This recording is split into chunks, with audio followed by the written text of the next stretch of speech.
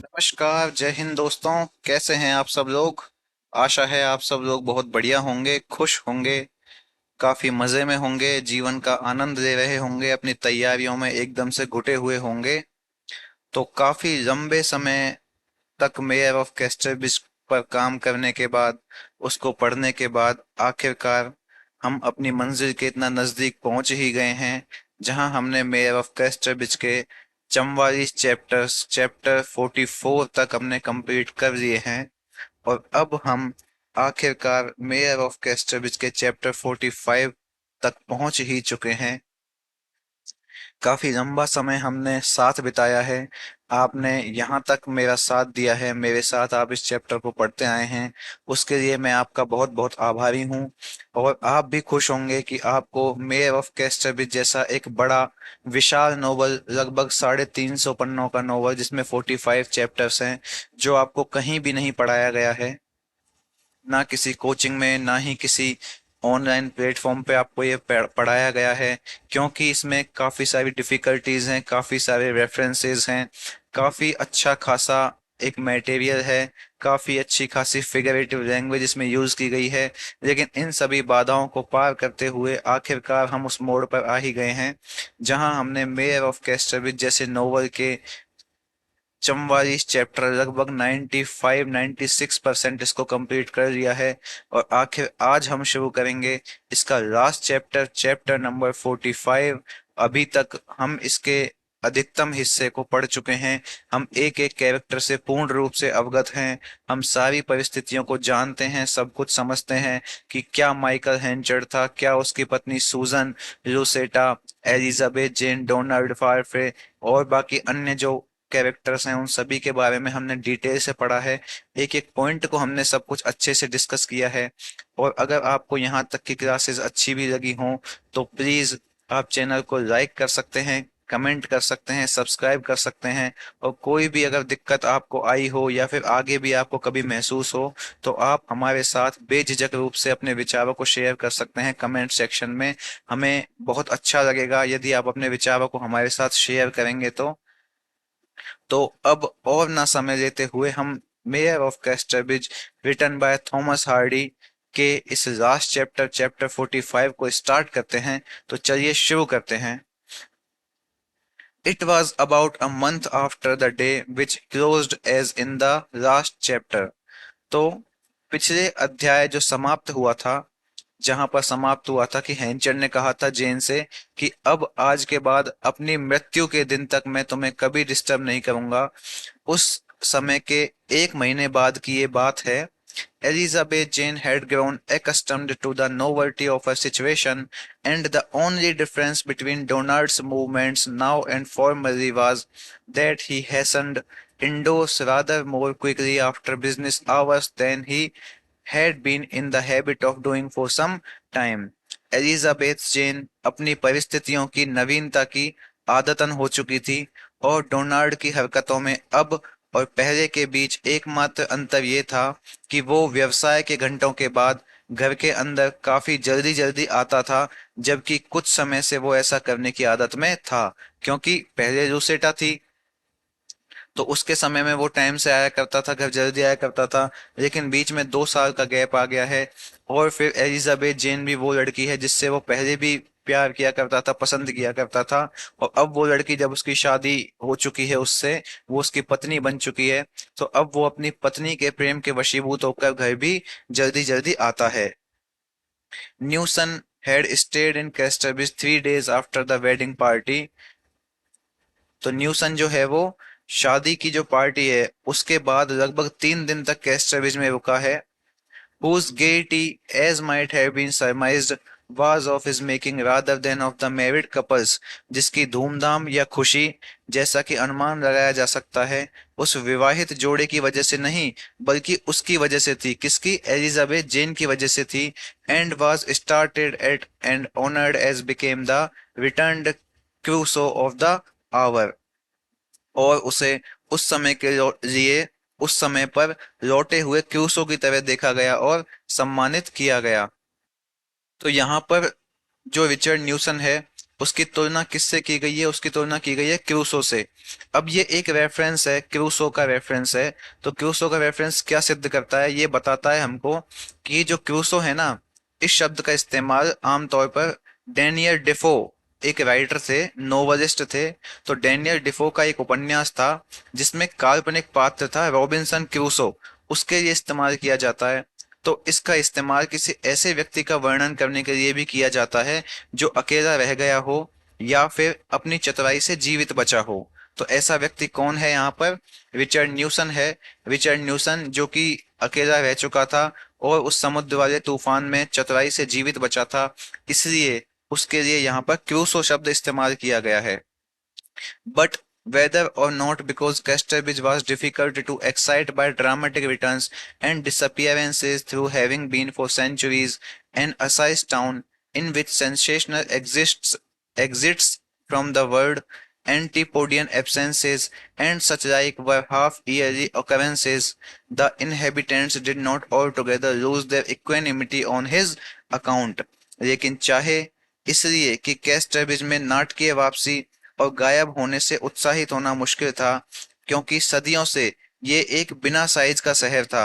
इसमें दुनिया से सनसनीखेज आना जाना, एंटीपोडियन अनुपस्थिति और इस तरह की अन्य घटनाएं या फिर छमाही घटनाएं शामिल थी। उन निवासियों ने उसके कारण अपना संतुलन पूरी तरीके से नहीं खोया था। अब यहाँ पर इस एंटीपोडियन शब्द का इस्तेमाल क्यों किया गया है? एंटीपोडियन का मतलब होता है कि कुछ ऐसा जो कि आप जहां पर है ना, उससे बिल्कुल इस संसार के विपरीत जगह पर उपस्थित होता है। तो ऐसी चीज मतलब जो कि आपसे बहुत दूर है, जिसको कि कभी देखने की कल्पना भी नहीं की जा सकती, जो इस संसार में बिल्कुल आपके अपोजिट जगह पर है, जहां पर पहुंचना भी नामुमकिन सा लगता है। इस तरह की गैर मौजूदगी वाली चीजें और इसी तरह की विचित्र चीजों को इस कैस्टरविच के लोगों ने देखा था।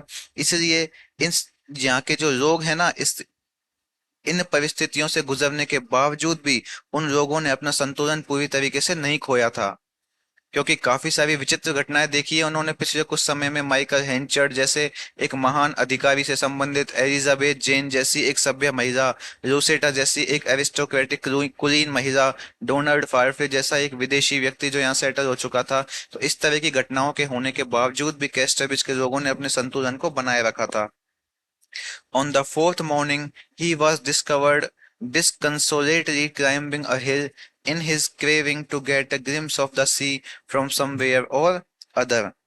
तो चौथी सुबह, मतलब 3 दिन रुका था ना वो, तो चौथी सुबह उसे किसी न किसी जगह से समुद्र की एक झलक पाने की लालसा में एक पहाड़ी पर चढ़ते हुए पाया गया था।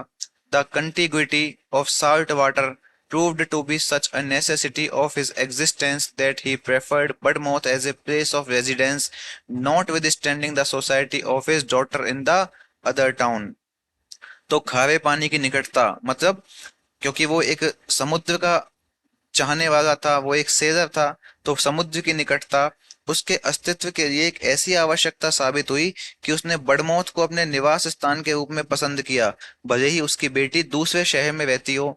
तो मतलब कि जो रिचर्ड न्यूसन है, उसने अपने आप को कहाँ सेटल करने का निर्णय लिया है? वो चाहता है कि वो बड़मौत में सेटल हो जाए, भले ही उसकी बेटी दूर हो, लेकिन उसके समुद्र से इतना प्यार है रिचर्ड न्यूसन को, क्योंकि वो एक नाविक है, वो एक सेलर है, तो उसको समुद्र से इतना प्यार है कि उसने बड़मौत में अपना रेजिडेंस बनाने का निश्चय किया है। Thither he went and settled in lodgings in a green shuttered cottage which had a bow window jutting out sufficiently to afford glimpses of a vertical strip of blue sea to anyone opening the sash and leaning forward far enough to look through a narrow lane of tall intervening houses. तो वो वहां पर गया, कहाँ पर? बड़मौत में। और एक हरे रंग के शटर वाली झोंपड़ी में रहने लगा, जिसमें एक धनुष के आकार की खिड़की थी जो इतनी बाहर निकली हुई थी कि खिड़की खोलने वाले को सामने बिल्कुल नीले समुद्र की सीधी पट्टी दिखाई देती थी, और आगे की ओर इतना झुकना पड़ता था कि बीच में ऊंचे मकानों वाली एक संकरी गली भी दिखाई देती थी। ये स्थिति है कौन सी जगह की? जहां पर रिचर्ड न्यूसन ने अपने आप को सेटल किया है, बड़मौत की। Elizabeth Jane was standing in the middle of her upstairs parlor, critically surveying some rearrangements of articles with her head to one side, when the housemaid came in with the announcement, "Oh, please, ma'am, we know now how that bird cage came here." तो Elizabeth Jane अपनी ऊपरी मंजिल के बैठक में, और जो मंजिल है ना, मंजिल और उसका जो बैठक है, उस बैठक के बीच में खड़ी थी। उसने अपना सिर एक ओर झुकाया हुआ था और वो कुछ वस्तुओं को पुनः व्यवस्थित करने के लिए एक आलोचनात्मक निरीक्षण कर रही थी। तभी तो वो जो बूढ़ी महिला थी ना, जो उस समय घर का ध्यान रख रही थी, वो हाउसमेड, उस हाउसमेड ने आकर जेन को बताया कि ओह मैडम, हमें पता चला है कि अब कि वो पक्षी का पिंजरा वहां पर कैसे आया है। मतलब 1 महीने बाद ये पिंजरा इनको मिला है, जो कि माइकल हेंचर्ड अपनी बेटी के विवाह के लिए उसके एक गिफ्ट के तौर पे लेके आया था। 1 महीने बाद ये पिंजरा इसमें इनको मिला है। अब आप भी जानते हैं, 1 महीने तक कोई पक्षी अगर पिंजरे में बंद रहेगा, उसको खाने पीने को नहीं मिलेगा, तो उसकी क्या स्थिति होगी। In exploring her new domain during the first week of residence, gazing with critical satisfaction on this cheerful room and that, penetrating cautiously into dark cellars, sallying forth with gingerly tread to the garden, now leaf strewn by autumn winds, and thus like a wise field marshal। तो निवास के प्रथम सप्ताह में अपने नए क्षेत्र का अन्वेषण करते हुए, इस शांत कमरे और उस पर आलोचनात्मक संतोष के साथ दृष्टि डालते हुए, सावधानी से अंधेरे तहखानों में प्रवेश करते हुए, शरद ऋतु की हवाओं से पत्तों से भरे बगीचे की ओर सावधानी से कदम बढ़ाते हुए, और इस प्रकार एक बुद्धिमान फील्ड मार्शल की तरह, estimating the capabilities of the site whereon she was about to open her housekeeping campaign, बड़े ध्यान से उस जगह का निरीक्षण करते हुए जहां पर वो अपने हाउसकीपिंग कैंपेन को स्टार्ट करना चाहती थी, Mrs Donald Farfrae had discovered in a screened corner a new bird cage. Mrs Donald Farfrae ने एक कोने में एक नया सा पक्षी का पिंजरा देखा था, श्राउडेड इन न्यूज़पेपर, जो कि अखबार में लिपटा हुआ था, and the bottom of the cage a little ball of feather, और उस पिंजरे के नीचे पंखों की एक छोटी सी गेंद बनी हुई थी।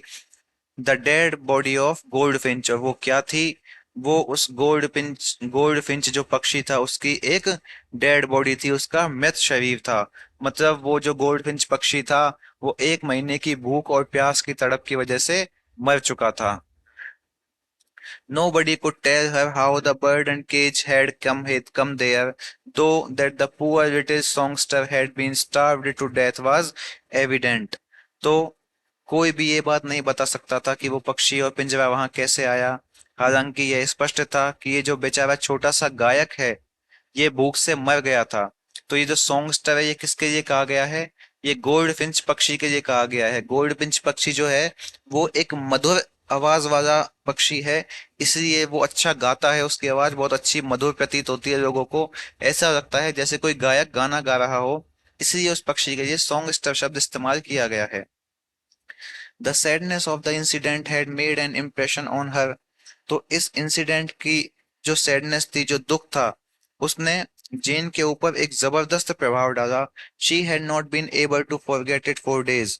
वो कई दिनों तक इस चीज को भूलने में असमर्थ रही। डिस्पाइट फायरफ्रेज टेंडर बेंटर, भले ही फायरफ्रे के कोमल मजाक के बावजूद भी, मतलब फायरफ्रे भले ही कितना ही मजाक कर लेता, कितना ही अच्छे से बात कर लेता, फिर भी वो इस चीज को भूलने में असमर्थ थी। And now, when the matter had been nearly forgotten, it was again revived। और अब जब मामला लगभग भुला दिया गया था, तो यह फिर से ताजा हो गया। Oh please ma'am, we know how the bird cage came there. Oh madam, हम जानते हैं कि ये पक्षी का पिंजरा कैसे आया। That farmer's man who called on the evening of the wedding, he was seen with in his hand as he came up the street। वो किसान व्यक्ति जो आपकी शादी के दिन शाम को आया था, उसे इस पिंजरे के साथ गली में देखा गया था। And it is thoughted that he put it down while he came in with his message and then went away forgetting where he had left it। और ऐसा माना जाता है कि जब वो अपना संदेश लेकर आया था, तो उसने इसे नीचे रख दिया था, और फिर वो इसको भूल कर चला गया कि उसने इसे कहाँ छोड़ा था।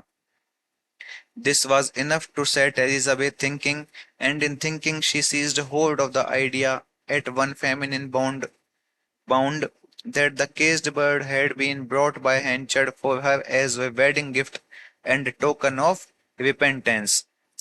तो ये विचार एलिजाबेथ को सोचने के लिए काफी था, और सोचते सोचते उसने एक स्त्री की सी सोच में, एक महिला के जैसी सोच में, फेमिनिन बाउंड की सोच में इस विचार को पकड़ लिया कि ये जो पिंजरे में बंद पक्षी है उसको हैंचर्ड ने अपनी मतलब जेन के लिए शादी के तोहफे और पश्चाताप के प्रतीक के रूप में लाया था। रिपेंटेंस मतलब पश्चाताप। तो ये जो पक्षी है इसको हैंचर्ड क्या क्या सोच के लाया था, क्या समझाया एलिजाबेथ जेन ने? एक तो वेडिंग गिफ्ट और दूसरा पश्चाताप का एक प्रतीक। He had not expressed to her any regrets or excuses for what he had done in the past, but it was a part of his nature to extenuate nothing and live on as one of his own worst accusers। और उसने अतीत में जो कुछ भी किया था उसके लिए उसने उसके सामने, किसने? हैंचर ने किसके सामने? जेन के सामने कोई खेद या बहाना नहीं बनाया था, लेकिन यह उसके स्वभाव का हिस्सा था कि वह किसी भी बात को कम ना करे और अपने सबसे बुरे आरोपों में से एक के रूप में जीता रहे। मतलब हैंचर जो था उसने उस शाम को भी कोई बहाना नहीं बनाया, कोई झूठ नहीं बोला, लेकिन बस इसी विचार को सोचकर जीता रहा कि शायद यही मेरे पापों का फल है। She went out, looked at the cage, buried the starved little singer, and from that hour her heart softened towards the self-alienated man।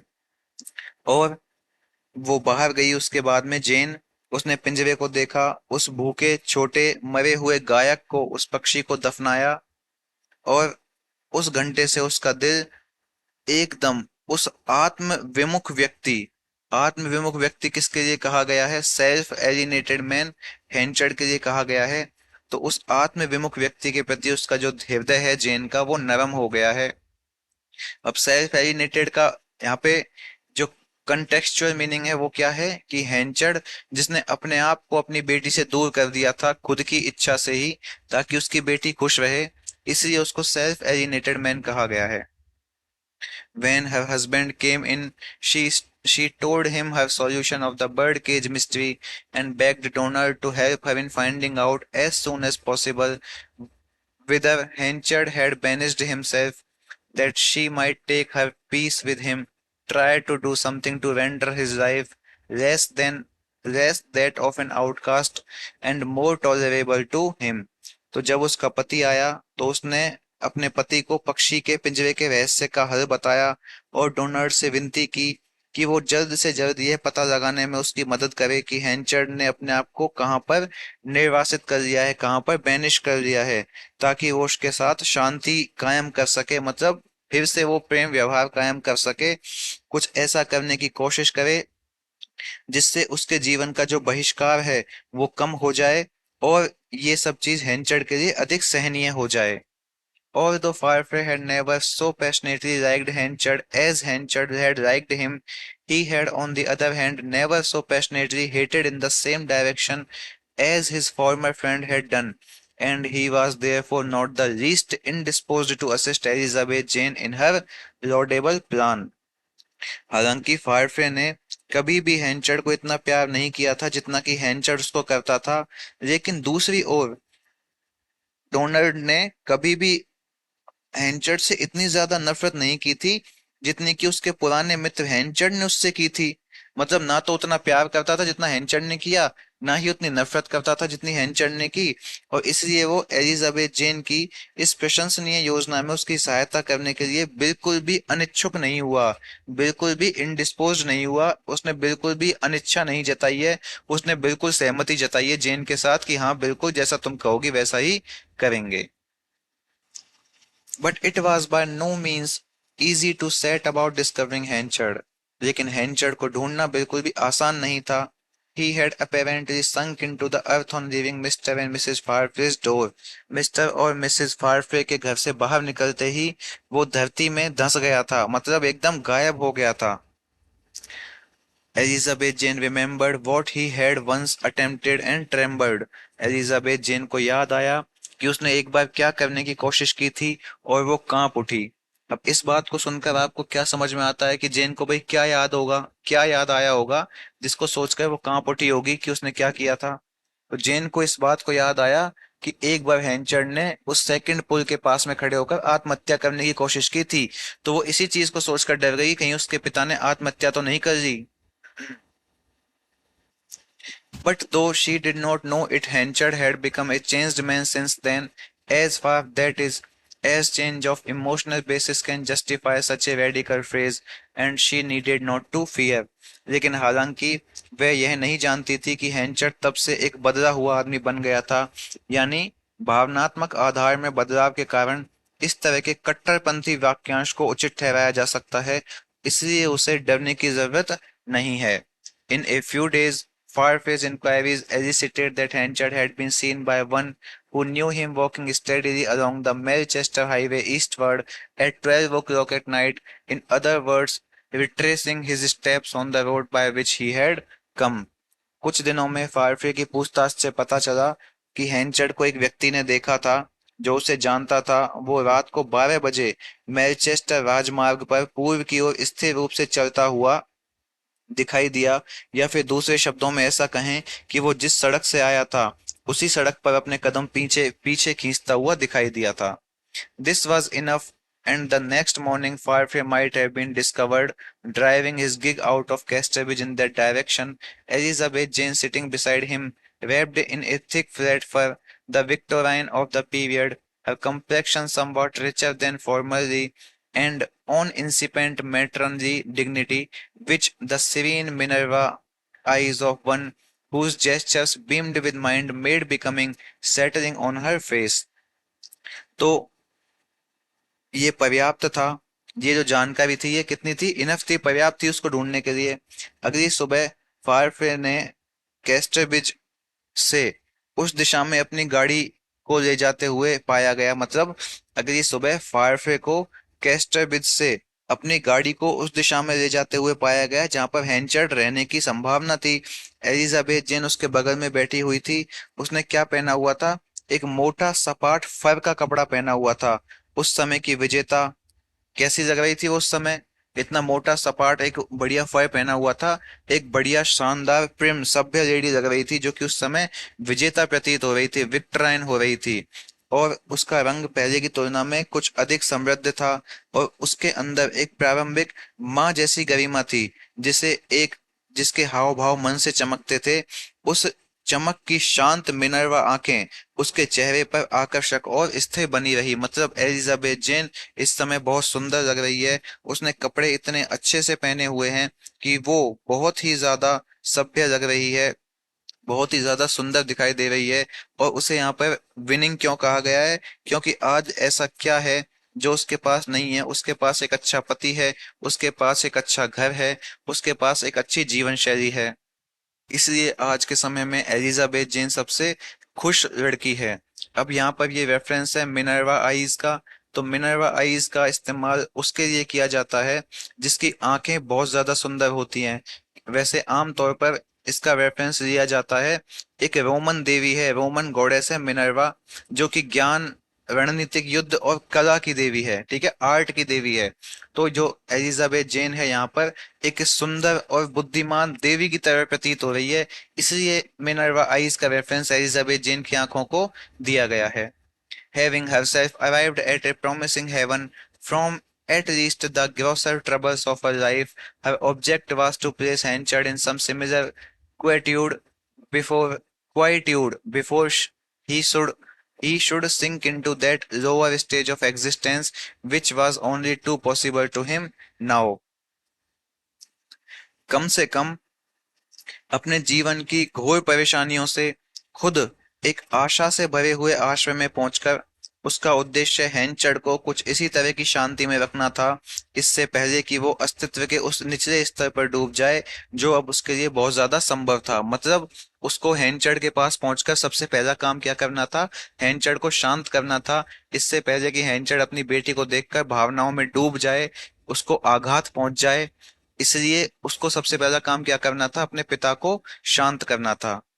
After driving along the highway for a few miles, they made further inquiries and learnt of road mender who had been working thereabouts for weeks, that he had observed such a man at the time mentioned. He had left the Manchester coach road at Weatherbury by a forking highway which skirted the north of Edgware Heath. तो उस सड़क पर कुछ मील चलने के बाद उन्होंने आगे पूछताछ की और एक सड़क मरम्मत करने वाले से इस बारे में पता चला, जो वहां पे हफ्तों से काम कर रहा था। उसने बताया कि उसने इस समय ऐसे ही एक आदमी को देखा था।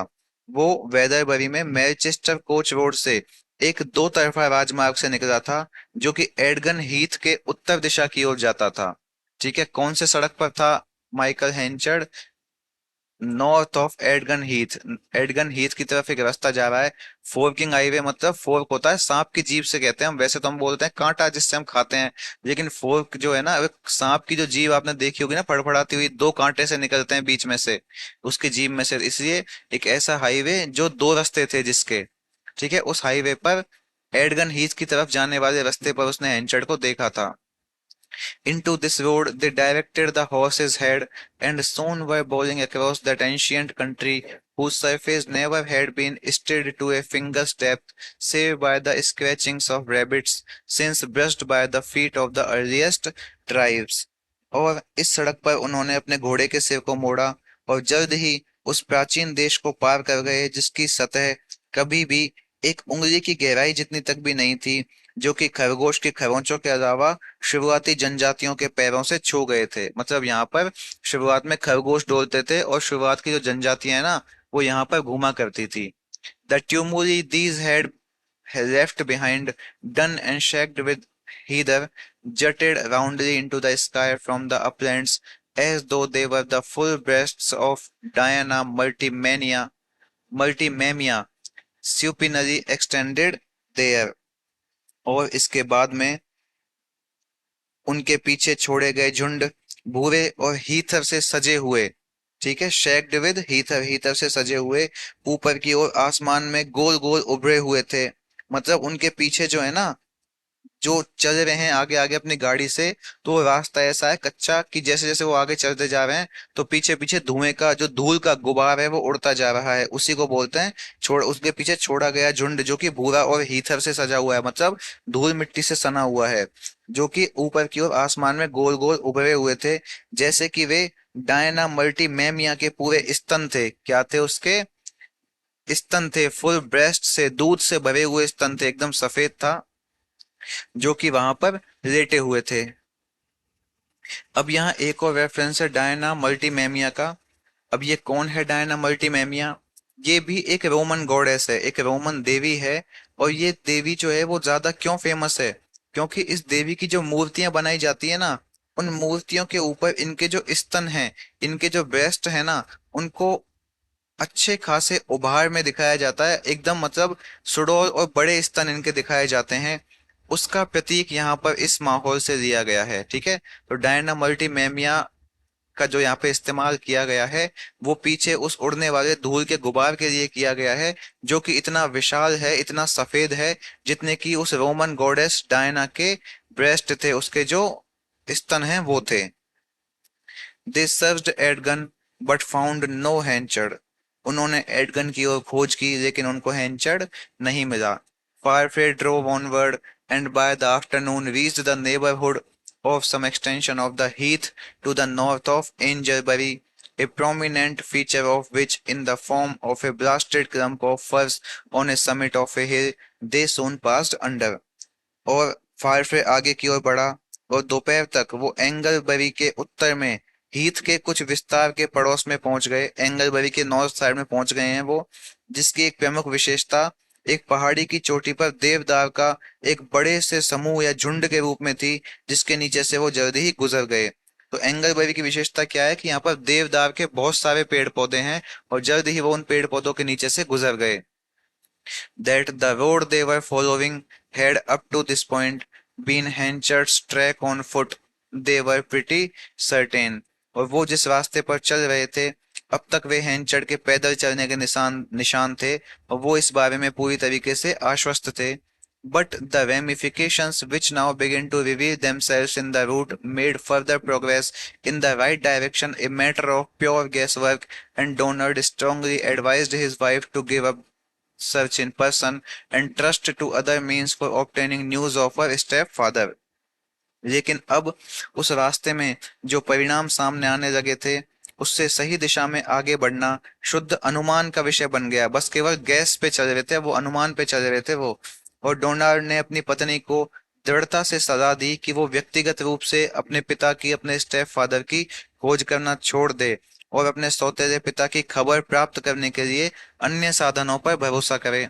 They were now a score of miles at least from home, but by resting the horse for a couple of hours at a village they had just traversed, it would be possible to get back to Casterbridge that same day, while to go much further afield would reduce them to the necessity of camping out for the night, and that will make a hole in a sovereign, said Farfrae.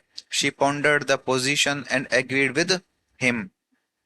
वो अब घर से कम 20 मील की दूरी पर थे, लेकिन जिस गांव से वो अभी अभी गुजरे थे, वहां घोड़ों को कुछ घंटों के लिए आराम देकर उसी दिन कैस्टरविच वापस जाना संभव नहीं था, जबकि कुछ दूर जाने से उन्हें रात के लिए बाहर डेरा डालने की आवश्यकता होगी।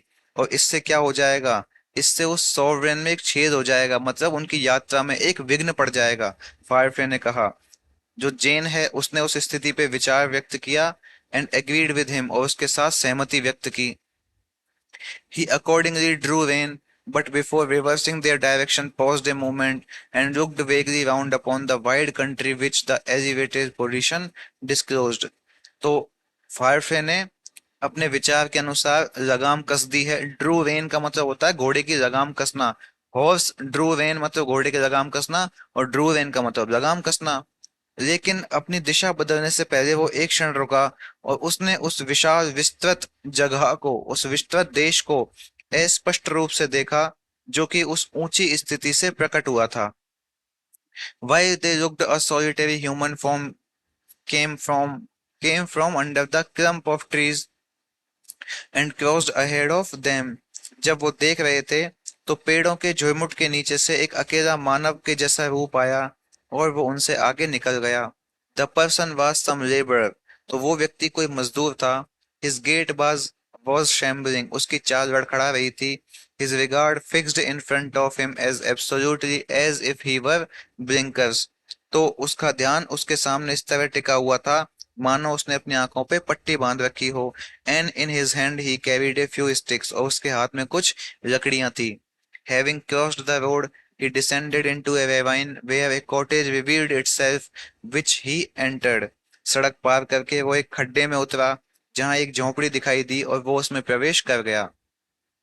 If it were not so far away from Casterbridge, I should say that must be poor Whittle. It is just like him, observed Elizabeth Jane. तो अब जेन जो है ना, उसने उस आदमी को पहचान लिया है। वो कहती है कि यदि वो कैस्टरब्रिज से इतनी दूर न होता ना, तो मैं ये कहती कि ये बेचारा विटल ही होगा, एबल विटल, जिसका हमने नाम सुना था ना। तो ये बेचारा विटल ही होगा, ये बिल्कुल उसके जैसा ही है, एलिजाबेथ जेन ने टिप्पणी की। अब एबेल विटल तो आपको याद होगा ही, ये वही व्यक्ति है जिसको कि बिना पैंट पहने हैंचर्ड अपने काम पे ले गया था, जो कि रोज सुबह लेट आया करता था। और इसी आदमी के पीछे माइकल हैंचर्ड और डोनाल्ड फारफे के बीच में सबसे पहला मनमुटाव हुआ था। तो ये विटल वही व्यक्ति है। तो एलिजाबेथ जेन को लगता है इस बात को सोच करके कि अगर हम कैस्टर से इतना दूर नहीं होते ना, तो ये आदमी जो जा रहा है ना यहाँ से, मुझे लगता है कि ये एबेल विटल था। लेकिन वो इस बात को इसलिए कह रही है, इतना श्योरिटी से इसलिए नहीं कह पा रही कि भाई हम तो कैस्टर से बहुत दूर हैं और एबेल विटल तो एक गरीब आदमी है, वो इतना दूर आके क्या करेगा। And it may be Whittle, for he's never been to the yard these 3 weeks, going away without saying any word at all, and I owing him for 2 days' work, without knowing who to pay it to. फिर इस बात का कौन कहता है? फिर जवाब दे रहा है जेन की बात का डोनाल्ड कि और ये विटल हो सकता है क्योंकि ये पिछले 3 सप्ताह से यार्ड में कभी नहीं आया है। ये बिना कुछ कहे चला गया था और मुझे उस पर 2 दिन का काम बकाया है, मतलब 2 दिन के पैसे देने हैं मुझे इसको। लेकिन मुझे यही नहीं पता कि इसके पैसों का भुगतान करना किसको है। The possibility led them to alight and at least make an inquiry at the cottage. तो संभावना ने उन्हें नीचे उतरने के लिए प्रेरित किया और कम से कम उन्होंने झोंपड़ी में पूछताछ की। Farfrae hitched the reins to the gate post and they approached what was of humble dwelling, surely the humblest. फायरफे ने गेट पोस्ट के ऊपर उस घोड़े की लगाम कस दी और वे उस साधारण से घर के पास पहुंचे जो निश्चित रूप में सबसे साधारण था। The walls built of kneaded clay originally faced with a trowel had been worn by years of rain washings to a lumpy, crumbling surface, channeled and sunken from its plane, its grey vents held together here and there by a leafy strap of ivy which could scarcely find substance enough for the purpose. तो गुथी हुई मिट्टी से बनी हुई दीवारें जो कि मूल रूप से एक ट्रोवेल से बनी थी, मतलब मड से बनी थी, ये वर्षों की बारिश की धुलाई से एक तरह से ऊबड़ खाबड़ उखड़ी हुई सतह पर आ गई थी। इनके बीच में गड्ढे बन गए थे, चैनल बन गए थे और ये दीवारें अपने तल में धंस गई थी। इनके भूरे रंग के जो टुकड़े हैं, यहाँ पर ये पत्ती की बनी हुई पट्टियों से बंधे हुए थे जो शायद मुश्किल से ही इस उद्देश्य के लिए पर्याप्त सामान को पा सकें, मतलब मुश्किल से ही इनको जमाया जा सका है यहाँ पर। द राफ्टर्स वर संकन, जो इसकी दीवारों की तलहटी है वो डूब चुकी थी। And the thatch of the roof in ragged holes, और जो छत थी, छत के छप्पर में क्या हो गए थे, छेद हो गए थे। Leaves from the fence had been blown into the corners of the doorway, और बाढ़ के जो पत्ते हैं वो उड़कर दरवाजों के दोनों कोनों में आ गए थे। एंड lay there, और वहां पर पड़े हुए थे अनडिस्टर्ब्ड, बिना किसी डिस्टरबेंस के, मतलब चुपचाप वो पत्ते वहां पे पड़े हुए थे। The door was ajar, Parfait knocked, and he who stood before them was Whittle, as they had conjectured. फायरफे ने दरवाजा खटखटाया और उसके सामने जो व्यक्ति खड़ा था वो कौन था? विटल था, एबेल विटल था, जैसा कि उन्होंने कंजक्चर किया था, अनुमान लगाया था। His face showed marks of deep sadness, his eyes lighting on them with an unfocused gaze. उसके चेहरे पर गहरी उदासी के निशान थे, उसकी आंखें एकाग्रचित नजर से उन पर चमक रही थी। And he still held in his hand the few sticks he had been out together, और उसके हाथ में अभी भी वो कुछ लकड़ियां थी जिन्हें वो इकट्ठा करने के लिए बाहर गया था। As soon as he recognized them, he started, और जैसे ही उसने उन दोनों को पहचाना वो चौंक गया। What, Abel Whittle, is it that you are here, said Farfrae. क्या, एबेल विटल, तुम यहाँ हो? फायरफ्रे ने कहा। Ay, yes sir, you see he was kind like to mother when she was her here below, though was rough to me. तो वो कह रहा है, हाँ हाँ सर, आप देख सकते हैं, जब मेरी माँ यहाँ पर थी नीचे तो वो उनके प्रति बहुत दयालु थे, हालांकि वो मेरे प्रति बहुत कठोर थे। अब ये किसके बारे में बात कर रहा है? जो विटल है ना, ये सीधा उनको, उसकी जो उसने जो बात कही, क्या विटल ये तुम हो, तो वो कह रहा है हाँ मैं ही हूँ, लेकिन वो डायरेक्ट एक अलग व्यक्ति के बारे में बात करने लग गया कि देखो सर, यहाँ पर जब मेरी माँ थी ना, तब वो मेरी माँ के साथ बहुत दयालु व्यवहार किया करते थे। हालांकि वो मेरे साथ बहुत रफ थे, बहुत कठोर व्यवहार करते थे मेरे साथ तो, लेकिन मेरी माँ के साथ अच्छा व्यवहार करते थे। अब इनको समझ नहीं आएगा कि वो किसकी बात कर रहा है। Who are you talking of, तुम किसके बारे में बात कर रहे हो? Oh sir, Mr Henchard, didn't you know it? Oh sir, Mr Henchard के बारे में क्या आपको नहीं पता? अब ये विटल जो है ना, इसकी भाषा बहुत साफ नहीं है, ये बोल बहुत साफ नहीं पाता है हैंचर्ड के नाम को, इसलिए ये हैंचर्ड को हैंचट कहता है। ठीक है, तो ओ सर, मिस्टर हैंचट की बात कर रहा हूँ, क्या आपको नहीं पता है? He is just gone about half an hour ago by the sun, for I have got no watch to my name. अभी अभी आधे घंटे पहले ही सूरज के पास वो चले गए हैं, क्योंकि मेरे पास तो कोई घड़ी नहीं है जो कि मैं बता सकूं किस समय चले गए हैं। मतलब जस्ट गोन, आगे देखिए कि जस्ट गोन का क्या मतलब है। नॉट डेड, फाल्टर एलिजाबेथ जेन, नहीं मर गए, एलिजाबेथ जेन ने हिचकिचाते हुए कहा। Yes ma'am, he is gone, हाँ मैम, वो जा चुके हैं। तो यहाँ पर हमको पता चल रहा है कि जो माइकल हेंचर्ड है वो अब मर चुका है, और एलिजाबेथ जेन और डोनाल्ड फायरफे के आने से लगभग आधे घंटे पहले ही हेंचर्ड की मृत्यु हुई है। He was kind like to mother when she were here below, sending her the best ship coal and hardly any ashes from it at all, and tatties and such like that were very needful to her. जब माँ यहाँ पर थी तो वो मेरी माँ के प्रति बहुत दयालु था। वो यहाँ पर सबसे अच्छा जहाज का कोयला बेचता था, और उसमें से शायद ही कोई राख होती थी। और गपशप और इस तरह की चीजें जो उसके लिए बहुत ज्यादा जरूरी थी। I see and go down street on the night of your worshipful wedding to the lady at your side and I thought he looked low and faltering.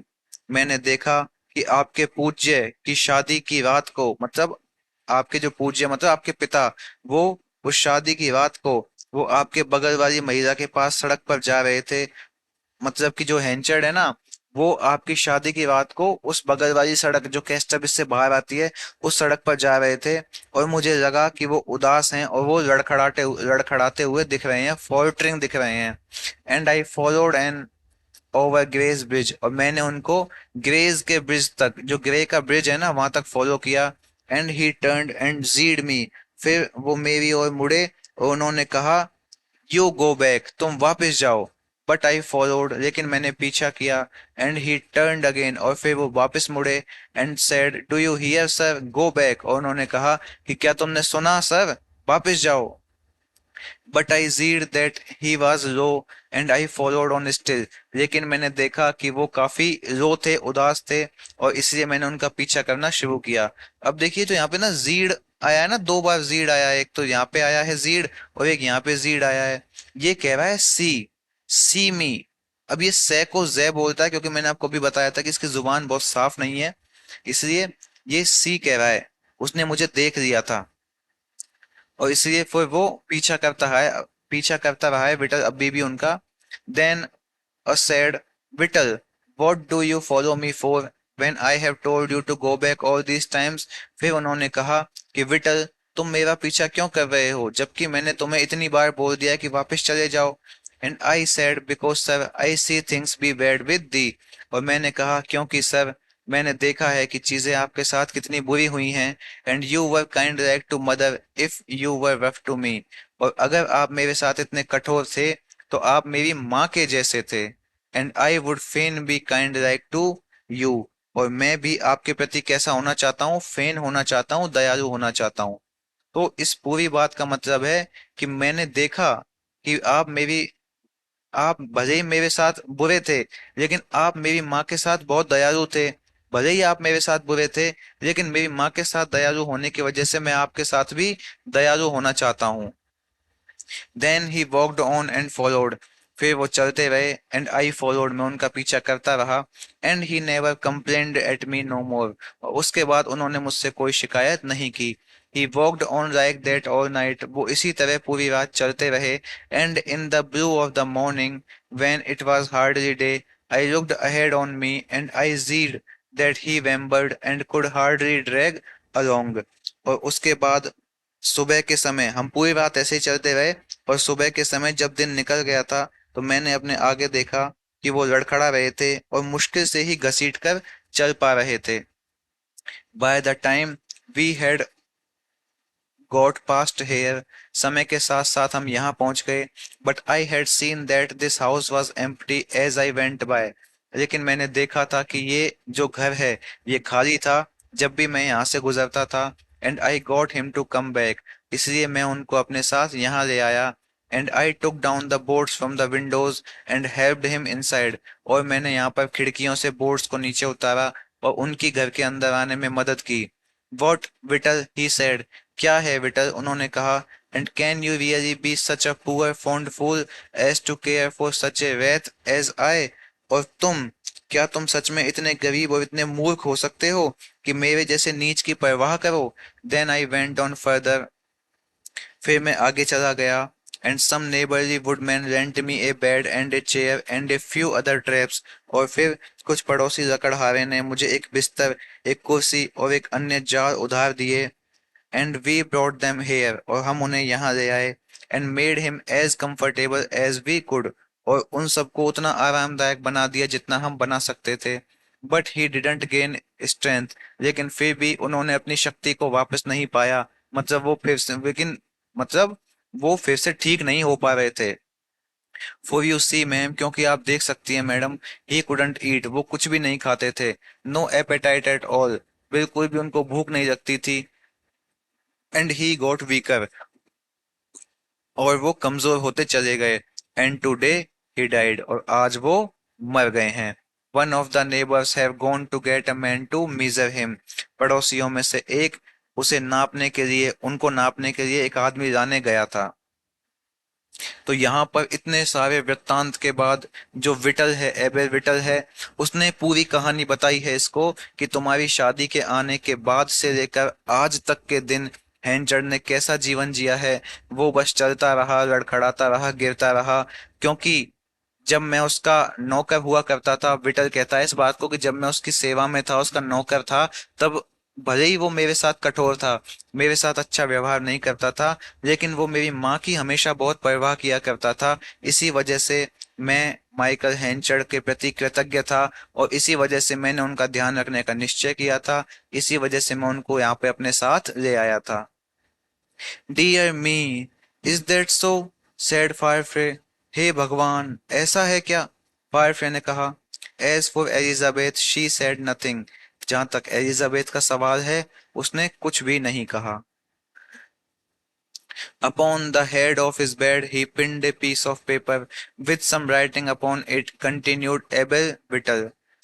अपने बिस्तर के सिराने पर जो हैंचर थे, उन्होंने अपने कागज का एक टुकड़ा टांग दिया था जिस पर कुछ लिखा था। एबेल विटल ने आगे कहा, but not being a man of letters I can't read writing. लेकिन मैं एक पढ़ा लिखा व्यक्ति नहीं हूँ। मैन ऑफ लेटर्स मतलब पढ़ा लिखा व्यक्ति नहीं हूँ। मैं इस लिखावट को पढ़ नहीं सकता। So I don't know what it is. इसलिए मुझे नहीं पता कि इस पर क्या लिखा है। I can get it and show you. मैं इसको लाकर आपको दिखा सकता हूँ। They stood in silence while he ran into the cottage. तो वो चुपचाप खड़े रहे जब विटर झोंपड़ी में भाग गया। Returning in a moment with A crumpled scrap of paper. और कुछ ही देर में वो एक मुड़ा हुआ सा कागज लेकर लौटा। On it there was pencilled as follows. और उसके ऊपर पेंसिल से लिखा हुआ था। क्या लिखा हुआ था? Michael Henchard's will. तो क्या लिखा हुआ है उसके ऊपर? माइकल हैंचर्ड की विल, उसकी वसीयत। That Elizabeth Jane Farfrae be not told of my death. अभी जो विल है ना, इसको बड़े ध्यान से पढ़िएगा अब इसके एक एक शब्द को। That Elizabeth Jane Farfrae be not told of my death. की एलिजाबेथ जेन फारफ्रे, मतलब एलिजाबेथ जेन का नाम ले रहा है वो, उसके पति का सरनेम, पति का नाम जोड़ करके। पति का सरनेम ही है फारफ्रे, क्योंकि उसका असली नाम तो डोनाल्ड है। तो एलिजाबेथ जेन फारफ्रे को मेरी मृत्यु के बारे में ना बताया जाए, और made to grieve on account of me, ना ही उसे मेरे कारण शोक करने दिया जाए, दुखी होने दिया जाए। And that I be not buried in consecrated ground, और मुझे पवित्र भूमि में ना दफनाया जाए। And that no sexton be asked to toll the bell, और ना ही किसी सेक्सटन को घंटी बजाने के लिए कहा जाए। सेक्सटन कौन होता है? जो कि गिरजाघर में, चर्च के अंदर किसी व्यक्ति की मृत्यु पर या फिर किसी भी अवसर उत्सव पर घंटी बजाता है ना। तो कोई महान व्यक्ति जब मरता है तो घंटी बजाकर उसको एक ट्रिब्यूट दिया जाता है। तो वो कह रहा है कि ना ही मेरी मृत्यु पर कोई भी सेक्सटन, कोई भी गिरजाघर का एक सम्मानित व्यक्ति या पादरी जैसा कुछ, वो मेरी मृत्यु पर कोई घंटी ना बजाए। And that nobody is wished to see my dead body, और ना ही किसी को भी मेरे मृत शरीर को देखने की अनुमति ना दी जाए। And that no mourners walk behind me at my funeral, और मेरे अंतिम संस्कार में कोई भी मर्नर मेरे पीछे ना चले। मर्नर कौन होता है? ये मॉर्नर है, MOURNERS। कोई भी शोक मनाने वाला व्यक्ति, कोई भी रोने वाला व्यक्ति मेरे फ्यूनरल में मेरे पीछे ना चले। And that no flowers be planted on my grave, कि मेरी कब्र के ऊपर कोई भी फूल ना लगाए जाएं। And that no man remember me, और कोई भी व्यक्ति मुझे याद ना रखे। To this I put my name, इसके लिए मैं अपना नाम समर्पित करता हूँ, माइकल हैंचर्ड। नीचे लिख दिया उसने लेटर में, माइकल हैंचर्ड। तो ये जो पूरा लेटर है ना, इसको आपको बड़े विशेष तौर पर ध्यान रखना है। इस लेटर का एक एक शब्द बहुत इंपॉर्टेंट है, बहुत ज्यादा महत्वपूर्ण हो जाता है। क्यों इंपॉर्टेंट हो जाता है? क्योंकि ये आपके एग्जाम के पॉइंट ऑफ व्यू से बहुत ज्यादा इंपॉर्टेंट है। ये जो मिस माइकल हेंचर्ड है, इसकी विल में कितनी इच्छाएं लिखी गई हैं। तो इस बात को आपको पढ़ना है और याद रखना है कि इसके विल में इसकी 7 अंतिम इच्छाएं लिखी गई हैं। 7 कौन कौन सी देखिए, एक तो ये एंड से शुरू होती है, मतलब एक तो पहली ये कि एलिजाबेथ जेन फारफेर को ना बताया जाए, दूसरी ये एंड से, तीसरी ये एंड से, चौथी यहाँ, पांचवी इस जगह, छठी इस जगह और सातवीं that no man remember me. तो यहाँ पर इसकी 7 इच्छाएं पूरी होती हैं, ठीक है। तो आपसे अगर एग्जाम में पूछ लिया जाए कि माइकल हेंचर्ड की फाइनल विल में उसने कितनी इच्छाएं लिखी हैं, तो उसने अपनी 7 इच्छाएं लिखी हैं। What are we to do? said Donald when he had handed the paper to her. हमें क्या करना चाहिए? डोनाल्ड ने पूछा जब उसने जेन को वो कागज थमा दिया। She could not answer distinctly. वो स्पष्ट उत्तर नहीं दे सकी। Oh Donald, oh Donald, she cried at last through her tears. और आखिरकार अंत में वो रो पड़ी। What bitterness lies there. कितनी कड़वाहट है इनमें। Oh I would not have minded so much if it had not been for my unkindness at the last parting. ओ मुझे इतना बुरा नहीं लगता अगर उस आखिरी विदाई के समय मैं उनके प्रति इतनी अनकाइंड ना होती, इतनी निर्दय ना होती। But there is no altering, so it must be. लेकिन अब इसमें कोई बदलाव नहीं किया जा सकता, तो ये तो ऐसा ही रहेगा। What Henchard had written in the anguish of his dying was respected as far as practicable by Elizabeth Jane. हेंचर ने अपनी मृत्यु की पीड़ा में जो लिखा था उसका एलिजाबेथ जेन ने यथासंभव सम्मान किया था। दो less from a sense of the sacredness of last words, हालांकि अंतिम शब्दों की पवित्रता की भावना से कम। As such, then from her independent knowledge that the man who wrote them meant what he said, बल्कि अपने स्वतंत्र ज्ञान से जिस व्यक्ति ने उन्हें लिखा था उसका मतलब वही था जो उसने कहा था। मतलब एलिजाबेथ जेन ने उसकी अंतिम जो इच्छाएं हैं उन सब का सम्मान किया, सम्मान रखा, ठीक है। ना ही उसने उसका मृत चेहरा देखने की इच्छा की, ना ही कुछ और। She knew the directions to be a piece of the same stuff that his whole life was made of, and hence were not to be tampered with to give herself a mournful pleasure or her husband credit for large heartedness. वो जानती थी कि निर्देश उसी चीज का एक हिस्सा थे जिससे उनका पूरा जीवन बना था, इसलिए खुद को उस शोक से भरे हुए आनंद देने के लिए या अपने पति को बड़े दिल का श्रेय देने के लिए उनके साथ छेड़छाड़ नहीं की जानी चाहिए। किन के साथ में? जो माइकल हेंचर्ड की अंतिम विल है उसके साथ में छेड़छाड़ नहीं की जानी चाहिए। All was over at last. आखिरकार सब कुछ खत्म हो गया। Even her regrets for having misunderstood him on his last visit. यहाँ तक कि उसे अपनी पिछली यात्रा पर गलत समझने का पछतावा भी खत्म हो गया। For not having searched him out sooner. उसे पहले न खोजने का पछतावा भी। दो these were deep and sharp for a good while. हालांकि ये काफी समय से गहरे और तीखे थे। From this time forward, Elizabeth Jane found herself in a latitude of calm weather. इस समय एलिजाबेथ जेन ने खुद को शांत मौसम के अक्षांश में पाया। Kindly and grateful in itself, जो अपने आप में दयालु और आभारी था। And doubly so after the Cape Horn in which some of her preceding years had been spent, और कैप होमम के बाद दोगुना आभारी था जिसमें उसने कुछ पिछले कुछ साल बिताए थे। अब देखिए यहाँ पर एक और रेफरेंस आया है कैपर नोम का। अब इसको है ना कुछ कैपर नोम पढ़ते हैं लेकिन एक्चुअल में ये क्या है, इसको बोलते हैं कफर नहूम, ठीक है। कफर नहूम क्यों है ऐसा? ये एक टाउन का नाम है जो कि नॉर्थ इसराइल में है। ये एक बर्बाद हो चुका टाउन है, ठीक है। यहाँ पर क्या हुआ था कि जो ईसा मसीह थे ना, यीशु जो थे, उन्होंने अपने जीवन का एक महत्वपूर्ण हिस्सा बिताया था और चमत्कार किए थे। इस जगह को किस चीज के लिए रेफर किया जाता है? इस जगह को बहुत ज्यादा भ्रमित करने वाली या फिर गड़बड़ी होने वाली अव्यवस्थित चीजों के स्थान के रूप में संदर्भित किया जाता है। इसलिए इसको यहाँ पर इस्तेमाल किया गया है। क्यों?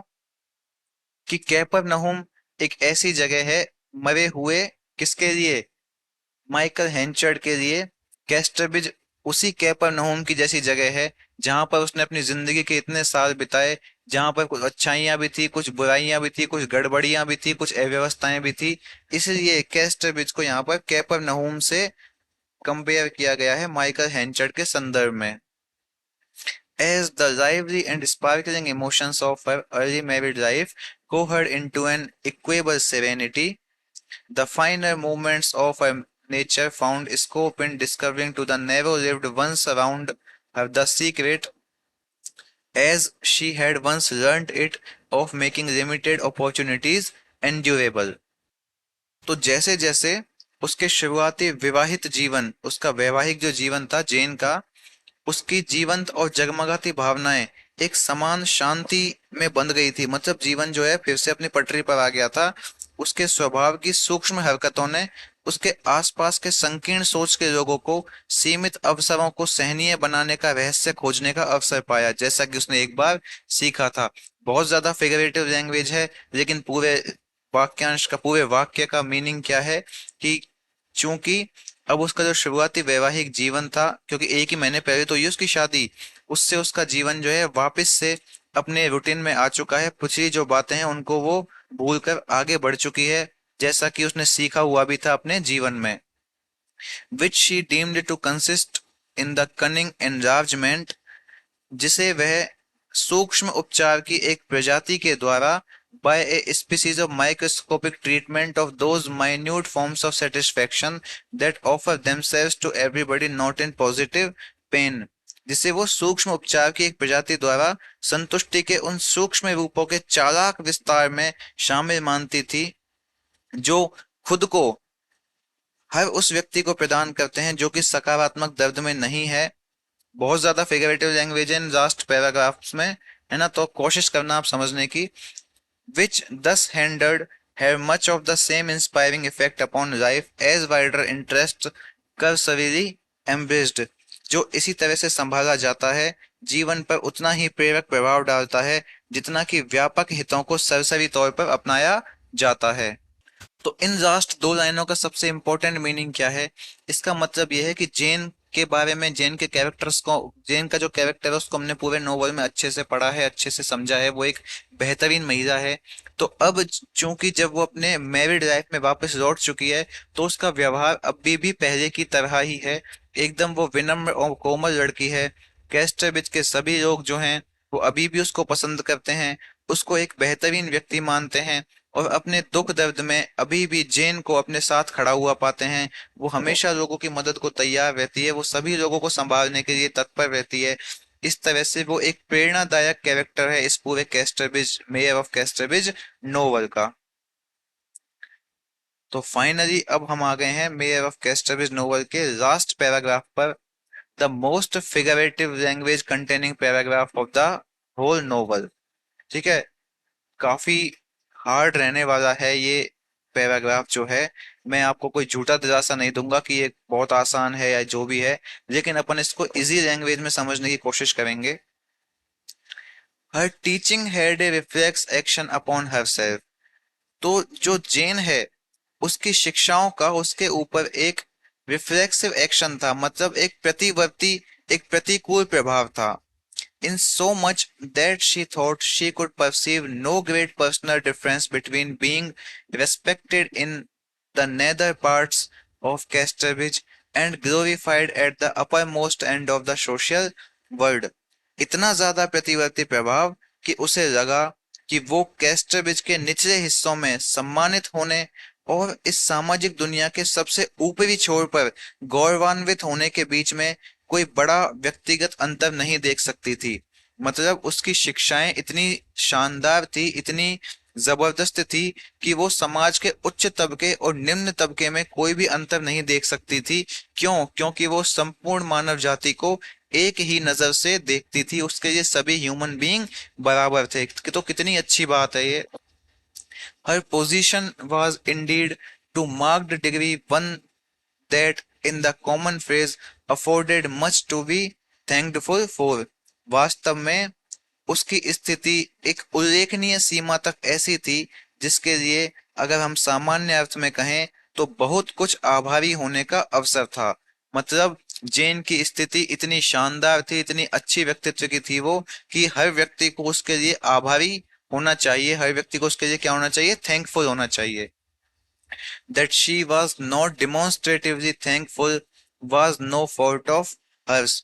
यह कि वो स्पष्ट रूप से आभारी नहीं थी, तो इसमें उसका कोई दोष नहीं था। वो आभारी नहीं थी, कौन? जेन। किसके प्रति नहीं थी? माइकल हेंचर्ड के प्रति। पर इसमें उसका दोष तो था ही नहीं, क्योंकि उसने बहुत उतार चढ़ाव देखे थे। Her experience had been of a kind to teach her rightly or wrongly। उसके जो अनुभव थे, उन्होंने ही उसको सिखाया था सब कुछ, भले ही वो सही हो या फिर वो गलत हो। That the doubtful honor of a brief transmit through a sorry world hardly called for effusiveness, even when the path was suddenly irradiated at some halfway point by day beams rich as hers। मतलब उसका अनुभव, जेन का अनुभव उसे सही या गलत तरीके से सिखाने के लिए एक तरह का था।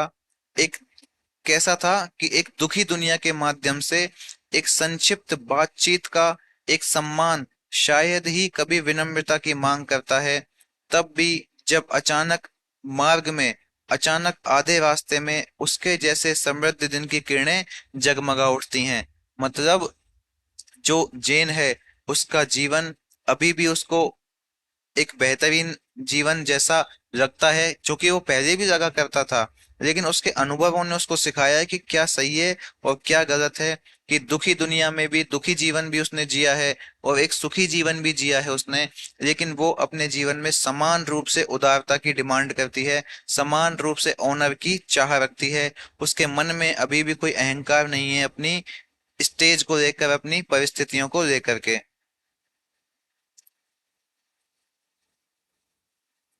But her strong sense that neither she nor any human being deserved less than was given did not blind her to the fact that there were others receiving less who had deserved much more। लेकिन उसका ये दृढ़ एहसास कि न तो वो और न ही कोई इंसान उससे कम हकदार है, उसे इस तथ्य से अंधा नहीं करता कि ऐसे अन्य लोग भी थे जिन्हें उससे कम मिला, जबकि वे उससे कहीं अधिक के हकदार थे। तो जो जेन है, उसको इस बात का एहसास भी है कि महानता दिखाई है इस पूरे पैराग्राफ में जेन की, कि वो इस उसको इस बात का एहसास है कि कोई भी इंसान उससे कम किसी चीज का हकदार नहीं है।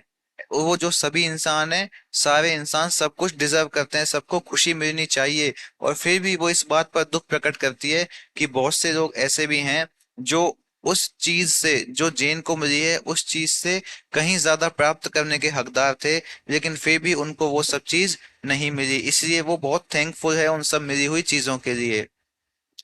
And in being forced to class herself among the fortunate, she did not cease to wonder at the persistence of the unforeseen।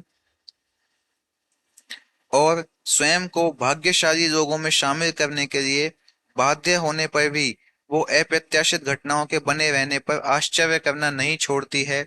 When the one to whom such unbroken tranquility had been accorded in the adult stage was the was she whose youth had seemed to teach that happiness was but the occasional episode in a general drama of pain। जबकि व्यस्क अवस्था में उसने एक ऐसी शानदार अखंड शांति प्राप्त की थी, जिसकी कल्पना भी वो कभी नहीं कर सकती थी। और वो शांति किसके अंदर थी? वो शांति उस स्वयं के अंदर थी, जिसकी युवावस्था ने उसे ये सिखाया था कि सुख जो है ना, happiness was but the occasional episode, कि सुख तो एक समसामयिक प्रकरण मात्र है, in the general drama of pain, पीड़ा के एक सामान्य नाटक में। बहुत ही अच्छी लाइन है, that happiness was but the occasional episode in a general drama of pain, कि सुख तो केवल पीड़ा के सामान्य नाटक में एक सामयिक प्रकरण मात्र है। मतलब कि सुख और दुख तो इंसान के जीवन का एक अभिन्न हिस्सा है, जिसको कि निकाला नहीं जा सकता। कोई भी इंसान का जीवन कभी भी एक ही चीज के ऊपर, एक ही प्रकार के सुख पर या एक ही प्रकार के दुख पर आधारित नहीं हो सकता। इंसान के जीवन में सुख भी जितना आता है उतना ही दुख भी आता है। इसी विचारों के साथ में एलिजाबेथ जेन ने अपना जीवन बिताया है। ये सब सीख उसे कहाँ से मिली हैं? उसकी किताबों से मिली हैं, और साथ ही साथ मिली हैं उसको अपने जीवन के अनुभवों से, कि उसने बचपन से ही स्ट्रगल फेस किया है। जब वो छोटी थी उसे बेच दिया गया, वो फिर अपनी माँ के साथ भटकती रही, रिचर्ड न्यूसन के साथ, कभी कनाडा कभी कहीं कभी कहीं। एक नाविक की बेटी के रूप में उसने जीवन जिया है। उसके बाद जब वो बड़ी हो गई है तो फिर वो वापस से कैस्टरविज में आई है। इतनी महान मतलब लड़की है वो, इतनी बेहतरीन वो व्यक्तित्व है एलिजाबेथ जेन का, कि उसने अपनी माँ की खुशी के लिए एक होटल में एक नौकरानी के रूप में भी काम करने से नहीं हिचकिचाई है। उसके बाद उसने अपने प्रेम का भी त्याग कर दिया रूसेटा की खुशी के लिए। हेंचर्ड की भी सारी चीजें सही, पहले हेंचर्ड के प्रति इतनी केयरिंग थी, हेंचर्ड ने उसको अलग कर दिया अपने आप से, फिर भी उसने अपने आप पर अपने आप को चीजों में पारंगत करके अपने आप को सिखा करके एक अच्छे से आजीविका कमाने वाला व्यक्ति बना दिया। एक सेल्फ डिपेंडेंट उसने अपने आप को लड़की बना दिया था। और उसके बाद भी वो हमेशा लूसेटा का सपोर्ट करती रही। उसने कभी ये नहीं सोचा कि साहब लूसेटा ने उसका प्यार छीन लिया, ना ही उसने कभी उसके ऊपर गुस्सा किया। हैंड चढ़ के वापस जेन के प्रति जो अफेक्शन हुआ था, उस अफेक्शन को भी जेन ने अच्छे तरीके से लिया। उसने अपने पिता का हमेशा से बहुत अच्छे से ध्यान रखा, यहाँ तक कि उसने अपने पिता को, स्टेप फादर को भी माफ कर दिया उस गुनाह के लिए जिसके लिए शायद कोई बेटी कभी माफ नहीं करती। कि भाई उस गुनाह के लिए उसने हेंचर को माफ कर दिया, कि हेंचर ने जेन को अपने असली पिता से दूर रखा। ऐसे गुनाहों को भी माफ कर देने वाली पर्सनैलिटी थी एलिजाबेथ जेन की। तो यहाँ पर इस पूरे नोवेल में सबसे महान जो व्यक्तित्व है वो है एलिजाबेथ जेन का। सबसे बेहतरीन कैरेक्टर है जेन का। हैंचर्ड का हमने पूरा एपिसोड देखा, हमने हैंचर्ड के बारे में पढ़ा, हमने एलिजाबेथ जेन के बारे में, सूजन, लूसेटा, डोनाल्ड फायरफ्रे, और जो एक्स्ट्रा कैरेक्टर्स हैं इस पूरे नोवेल के, सभी के बारे में हमने अच्छे से डीपली पॉइंट टू पॉइंट पढ़ा है। सारे रेफरेंसेस को हमने कवर किया है। फिर भी अगर एक आध छूट गया हो तो आप कमेंट सेक्शन में उसको डाल सकते हैं।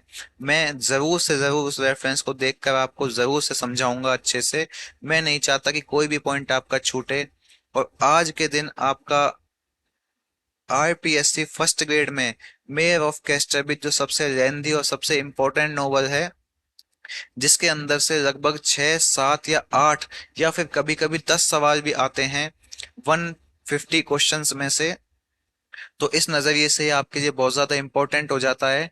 मेयर ऑफ कैस्टरविच आज के दिन होता है समाप्त। आई होप कि आपको पूरा नोवेल बहुत अच्छे से समझ में आया होगा, आपको किसी तरह की कोई दिक्कत नहीं हुई होगी। हमने उस काम को कराने का बीड़ा उठाया था, मेयर ऑफ कैस्टरविच को पढ़ाने का बीड़ा उठाया था, जिसे आपको कहीं नहीं पढ़ाया जाता है, लेकिन फिर भी हमने अपनी पूरा प्रयास किया है आपको सबसे बेहतरीन चीज देने के लिए, सबसे अच्छे से समझाने के लिए। आप हमारे साथ यहाँ तक बने रहे हैं, इसके लिए आपका बहुत बहुत धन्यवाद। आपको और किसी भी वर्क में कोई दिक्कत आए, आप कमेंट में शेयर कर सकते हैं।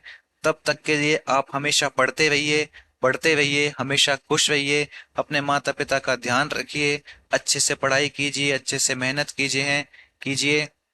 मिलते हैं फिर एक और नए वर्क के साथ। तब तक के लिए धन्यवाद। जय Hind. Best of luck for your exam.